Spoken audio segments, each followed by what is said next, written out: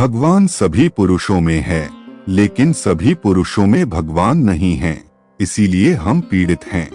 बिना सत्य बोले तो भगवान को प्राप्त ही नहीं किया जा सकता, क्योंकि सत्य ही भगवान है।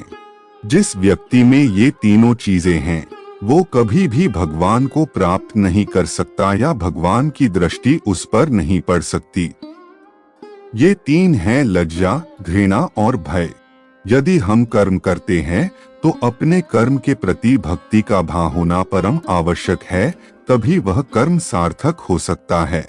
नाव को हमेशा जल में ही रहना चाहिए, जबकि जल को कभी भी नाव में नहीं होना चाहिए। ठीक उसी प्रकार भक्ति करने वाले इस दुनिया में रहे, लेकिन जो भक्ति करे उसके मन में सांसारिक मोहमाया नहीं होना चाहिए।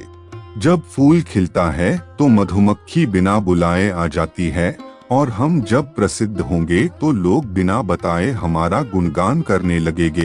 आपका जितना परीक्षण होगा, आपका अनुभव उतना ही ज्यादा होगा, और इससे आपका जीवन बेहतर हो।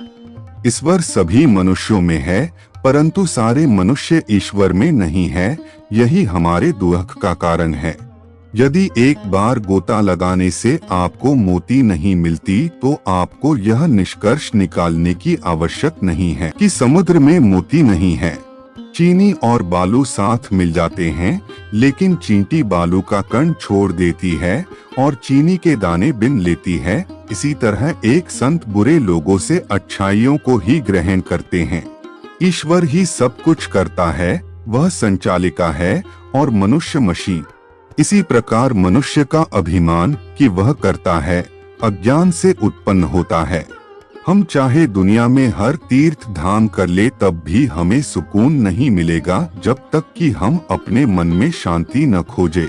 आपको यह महसूस नहीं करना चाहिए कि आपका मार्ग एक सही मार्ग है और अन्य मार्ग गलत है। दूसरे के प्रति द्वेष नहीं रखना चाहिए। जब फल दिखाई देता है तो फूल गिर जाता है। ईश्वर का प्रेम फल है और कर्मकांड फूल हैं। लहरें पानी की हैं, क्या पानी लहरों का है? जहाँ कहीं भी अत्यधिक लालसा होती है, भगवान स्वयं को और अधिक प्रकट करते हैं।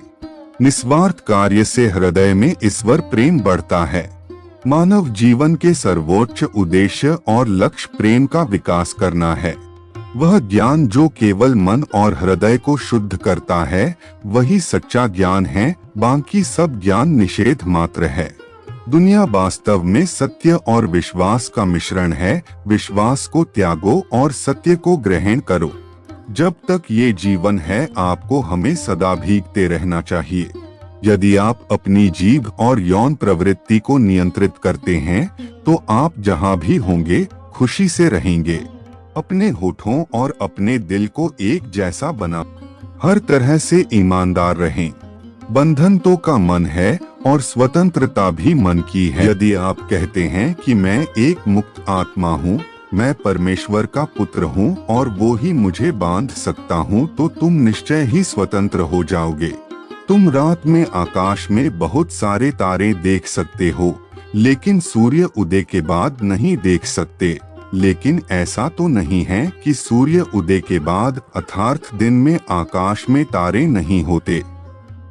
इसी प्रकार आप यदि अपनी अज्ञानता के कारण भगवान को प्राप्त नहीं कर सके, तो इसका मतलब यह तो नहीं कि भगवान है ही नहीं।